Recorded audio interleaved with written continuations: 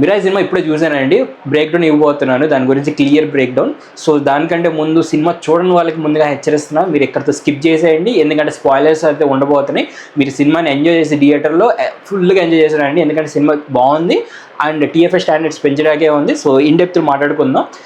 దానికంటే ముందు please like చేయండి, షేర్ చేయండి అండ్ సబ్స్క్రైబ్ చేయండి నా ఛానల్ని. సన్నీ ఒపీనియన్స్ చేశారా అనుకుంటున్నాను, thank you so much. So ఇప్పుడు క్లియర్గా మాట్లాడుకుందాం. ఫస్ట్ వచ్చేసరికి మనోజ్ గారి క్యారెక్టర్ గురించి మాట్లాడుకుందాం అండి. మనోజ్ గారి క్యారెక్టర్కి స్టోరీ ఏంటి, ఆయన ఒక 9 books ఎక్వైర్ చేస్తే ఆయన ప్రపంచాన్ని గెయిన్ చేసిన అమరుడు అయిపోతాడు. He is a God. ప్రపంచంలో ఆయన చేయాల్సినవన్నీ చేసుకోగలడు, ఒక మార్పుని తీసుకొని రాగలడు. It's purely based on the Thanos character. Thanos కూడా ఆ రింగ్స్ వస్తే చిట్కేస్తే ప్రపంచం అంతా ఖాళీ అయిపోతుంది. Same character, it's resemblance of same character. So Manoj garu first book ఎలా తీసుకున్నారు క్లియర్గా చూపించారు, and 8th book 9th book ఎలా తీసుకున్నారు క్లియర్గా చూపించారు. స్టోరీ ఉంది. ఈ 2nd నుంచి 7th book దాకా ఏం చేశారు, ఎలా తీసుకున్నారు స్టోరీ లేదు. 7th book మీరు చెప్పవచ్చు నాకు, జపాన్ తీసుకున్నారు కదా ఎదవా అని. నేనేమన్నానంటే జపాన్కి ఎలా వెళ్ళారు, అసలు ఏంది రీజన్ ఏంటి, ఆయన జపాన్ దగ్గర అక్కడే బుక్ ఉందని ఉండటానికి రీజన్ ఏంది, ఆయన ఎలా తెలుసుకున్నాడు. ఇప్పుడు 8th book అంటే 2 కొండల్లో ఒక కొండ పేలిపోయింది, సో అక్కడ ఒక ఫోర్స్ ఉంది, అక్కడ ఖచ్చితంగా బుక్ ఉండద్ది అని ఏదో ఒక పాయింట్ ఉంది, ఒక లాజికల్ పాయింట్ పెట్టుకున్నారు.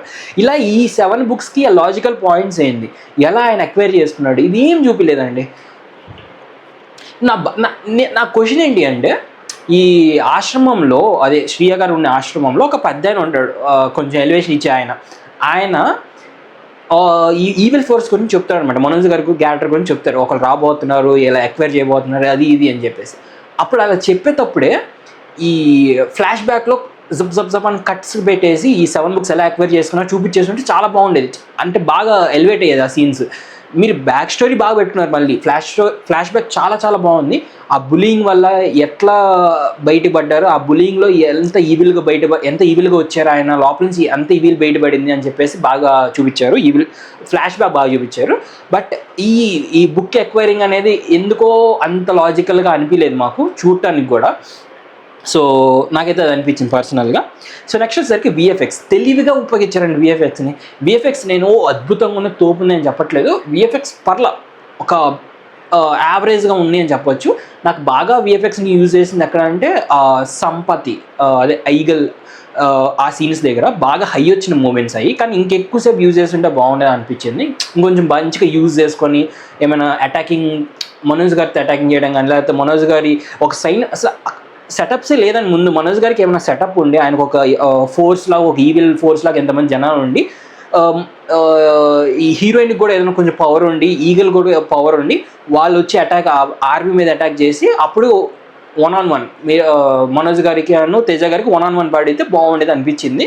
సో ఏదో సింపుల్గా అయిపోయింది అనిపించింది నాకు. సెకండరీ విఎఫ్ఎక్స్ ఇంకా బాగా తెలివిగా ఉపయోగించుకున్న రీజన్స్ నేను 2 ఎగ్జాంపుల్స్ చెప్తాను. ఎంత తెలివిగా ఉపయోగించున్నారంటే డైరెక్టర్ కార్తిక్ గారు ఇప్పుడు ఏంటంటే ఒక సినిమాలో ఒక చెయ్యి నరికే సీన్ ఎలా ఉంటుందంటే, హీరోల విలన్ ఎలా అంటే ఇలా కట్గా మిస్రేస్తే ఆ కట్గా జమ్ అని తిరిగి వెళ్ళి చెయ్యి కట్ అయిపోవాలి, ఇది మొత్తం చూపేది ఈ ప్రాసెస్ అంతా. ఇక్కడ ఏం చేశారండి ఈ సినిమాలో, విలన్ ఇలా ఇసిరేస్తే కత్తి, విలన్ ఏమో జూమ్ పెట్టి ఒక ఎక్స్ప్రెషన్ ఇస్తారు, నెక్స్ట్ షాట్లో చేయి తెగిపోయి ఉంటుంది. మనం ఏం ఊహించుకోవాలి, ఇంకా అప్పుడు విలన్ ఇసిరేసాడో ఆ కత్తెలో చేయి తెగిందని మనం ఊహించుకోవాలి. అది చూపిలే ఎక్కడ, ఒక షాట్లో ఇలా అంటం చూపిస్తారు, ఇంకో షాట్ చేయి తెగినట్టు చూపిస్తారు. సో బాగా తెలివిగా ఉపయోగించుకున్నారు, ఎందుకంటే విఎఫ్ఎక్స్ అక్కడ పెట్టాల్సిన అవసరం ఇంకా మీరు ఒక షాట్లో పెట్టేయచ్చు, ఇంకో షాట్లో ఆయన ఫేస్ చూపించవచ్చు. సో బాగా తెలివిగా ఆడారేమో, అక్కడ బాగా తెలివిగా యూజ్ చేశారేమో అనిపించింది స్క్రిప్ట్ని. సెకండ్ వచ్చేసరికి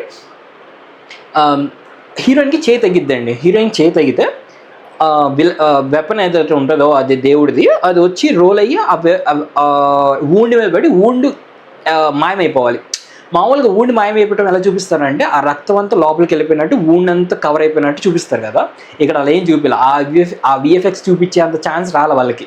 సో వాళ్ళు ఏం చేశారంటే ఆ కట్గా అలా పడినట్టు చూపించారు. నెక్స్ట్ షాట్లో హీరో గారు ఇలా వావ్ అని ఒక షాకింగ్ మూమెంట్ చూపించారు. ఆ నెక్స్ట్ మూమెంట్లో ఆమెకి మొత్తం అంతా క్లీన్గా ఉంటుంది అక్కడ, బ్లడ్ ఏముండదు, ఏముండదు, క్లీన్గా ఉంటుంది అనమాట. సో చెప్పాక ఇంత బాగా యూజ్ చేసుకున్నారు, విఎఫ్ఎక్స్ని యూజ్ చేయకుండా అంత బాగా తెలివిగా షార్ట్స్ పెట్టుకున్నారు అనమాట. ఎందుకంటే ఆయన కెమెరామ్యాన్. సో ఏ కెమెరా ఏ షార్ట్ పెడితే విఎఫ్ఎక్స్ తక్కువ బడ్జెట్లో తక్కువ అయిపోతుంది అని ఆయన బాగా క్లారిటీ ఉంది. సో అక్కడ పొగడొచ్చు డైరెక్టర్ గారిని. నెక్స్ట్ వచ్చేసరికి సెటప్స్. ఎంత సింపుల్గా సెటప్ పెట్టుకున్నారంటే, ఆయన ఏంది ఇప్పుడు విలన్కి ఏంది అంటే ఒక పెద్ద పవర్, అది ఒక ప్రపంచాన్ని మార్చేసే పవర్, అది 9 books వస్తే అమరుడు అవుతాడు, హీఈస్ బికమ్ ఏ గాడ్ అనమాట. అంత పెద్ద పవర్ని మీరు సింపుల్గా ఒక ట్రైన్ స్టోరీ దగ్గర క్లైమాక్స్ పెట్టేసి ఒక 1-on-1 టైం పెట్టేస్తే అది చూడటానికి నాకు ఎందుకో రీజనబుల్గా అనిపించలేదు అనమాట. చాలా ఎందుకో మీకు బడ్జెట్ ఇష్యూస్ వల్ల మరి దేనివల్ల తెలియదు, అది చాలా సింపుల్ కంప్లీట్ చేసేసినట్టు అనిపించింది నాకైతే. అక్కడ ఒక ఆర్మీ లేకుండా, అసలు ఏమి లేకుండా, పవర్ఫుల్ గేమ్ లేకుండా ఓన్లీ 1-on-1 చూసుకోవటం, 1-on-1 కొట్టుకోవటం, 1-on-1 ఫైనల్గా అయిపోవటం, చాలా సింపుల్గా అనిపించింది సెటప్స్ అని నాకు ఎందుకో.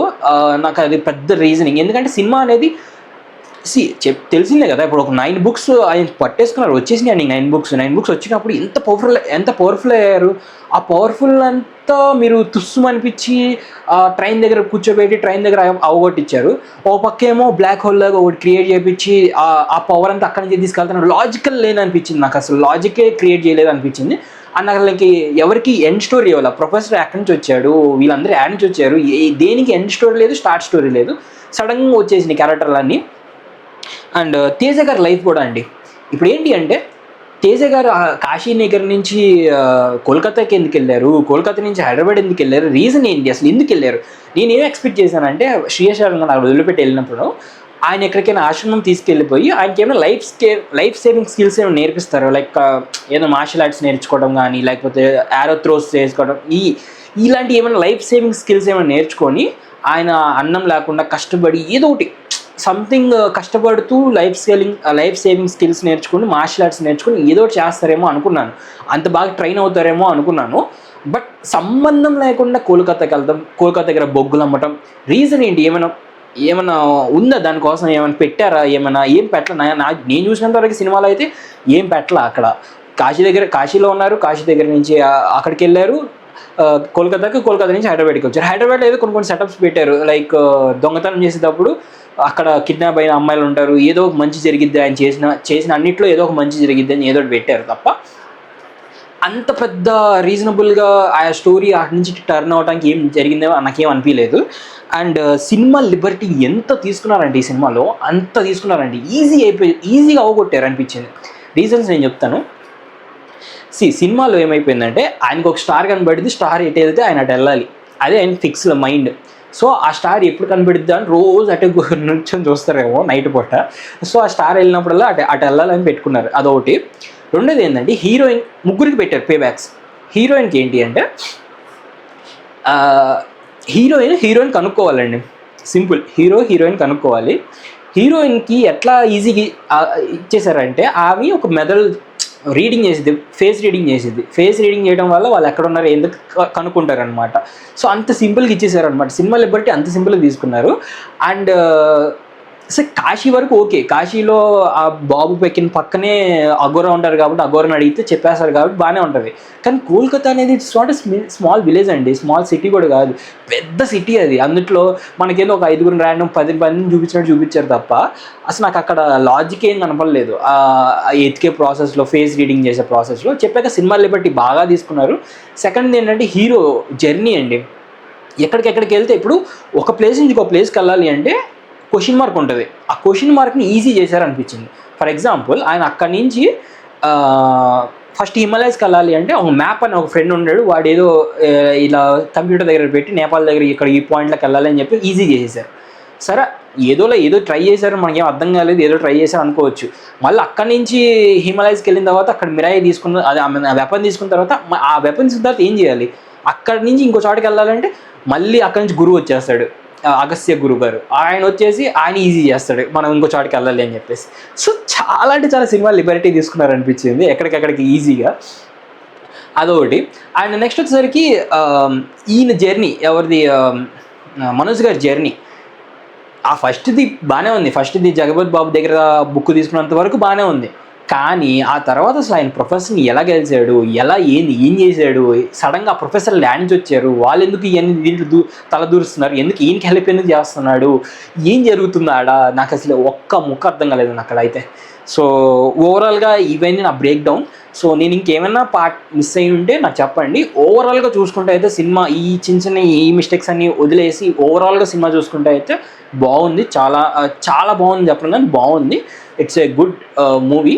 అండ్ చెప్పాక తెలుగు స్టాండర్డ్స్ని పెంచే మూవీయే, ఎందుకంటే ఆ సంపతి అండ్ సీన్స్ కానీ అవన్నీ చాలా హై ఇచ్చినాయి నాకు మూమెంట్స్. తేజ సజ్జా గారు చాలా అంటే చాలా కష్టపడ్డారు. నాకు ఒక ఇంటర్వ్యూలో అయితే మేము విఎఫ్ఎక్స్ని పెడతానికి మేమేం బ్లాక్ స్క్రీన్ గ్రీన్ ఈ స్క్రీన్లో యూజ్ చేయలేదు, డైరెక్ట్గా రియల్ లొకేషన్స్కి వెళ్ళాం. లైక్ రియల్గా ట్రైన్ తీసుకొచ్చి ట్రైన్ దగ్గర సీక్వెన్సెస్ కానీ, లైక్ రియల్గా హిమాలయస్కి వెళ్ళి హిమాలయస్లో ఉన్న సీక్వెన్సెస్ కానీ ఇవన్నీ చేసామని చెప్పారు. So that's very impressive. అలా చేయడం వల్ల మనకి లొకేషన్స్ అన్ని న్యాచురల్గా అనిపించినాయి కాదని అట్లా. బట్ ఆ సెటప్స్ మనం హ్యూజ్గా ఎక్స్పెక్ట్ చేస్తాం, స్టోరీ హ్యూజ్గా ఉన్నప్పుడు సెటప్స్ కూడా హ్యూజ్గా ఎక్స్పెక్ట్ చేస్తాం కదా. అంత పెద్ద గ్రాండ్యూర్గా ఉండాలి, పెద్దగా ఏదైనా రాజ్మహల్లో, ఏదైనా పెద్ద కోటల్లో, లేకపోతే ఏమైనా సపరేట్ విఎఫ్ఎక్స్ స్క్రీన్స్లో అలా చూస్తాం కదా, అలా ఎక్స్పెక్ట్ చేస్తాం మనం నార్మల్గా, ఎందుకంటే స్టోరీ అంత డిమాండ్ చేస్తుంది కాబట్టి. సో సింపుల్గా తీసుకెళ్లారా అన్న ఒక్కటే పాయింట్ నాది, ఇంకేం లేదు. సో దట్స్ ఆల్ అండి. మీరు సినిమా చూడడం వల్ల అయితే తప్పనిసరిగా వెళ్ళి చూడండి, చాలా అంటే చాలా మీకు బాగా నచ్చిద్ది, చిన్నపిల్లలకి ఇంకా బాగా ఎంజాయ్ చేస్తారు. ఇట్స్ పర్ఫెక్ట్ మిక్స్ ఆఫ్ మన కల్చర్ని అండ్ స్కైఫైని అండ్ ఇప్పుడు ప్రెజెంట్ ఉన్న మోడర్న్ ఏజ్ని మొత్తం మూడింటిని పర్ఫెక్ట్గా బ్లెండ్ చేసి చూపించారు. So that's it from today guys. ఇంకేమైనా నేనేమైనా సినిమాలో మిస్ అయితే నాకు కింద కమెంట్ బాక్స్లో చేసి చెప్పండి, నేను నెక్స్ట్ ఇంకో పార్ట్ 2 కూడా చేస్తాను ఎక్కువ పాయింట్లు ఉంటేనే. So that's it from today guys. Thank you so much. Signing off.